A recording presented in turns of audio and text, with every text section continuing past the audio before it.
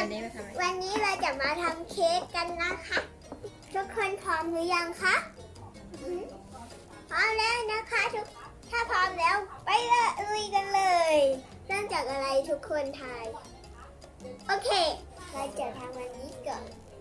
นี่นะคะเค้กเราซื้อจากเค้กอารีมาเลยค่ะแป๊บนึงค่ะคุณทำยังไง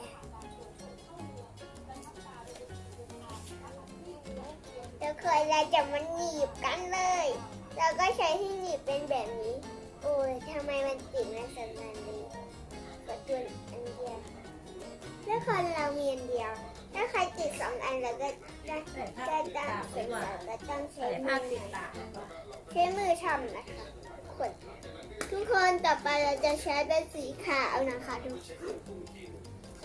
ทุกคนทำให้เหมือนไม้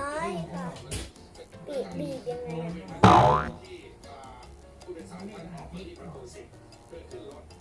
โอเคค่ะทุกคนเราใส่ผ้าบีบและหมูกันแบบ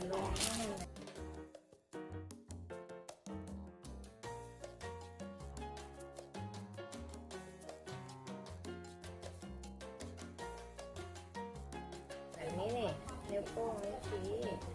แล้วก็นิ้วที่เด็กบีเดี๋ยวแม่ลองนี้กัน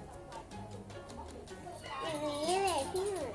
กันนิ้วโป้งนิ้วชี้ที่ไงนิ้วโป้งนิ้วชี้แบบนี้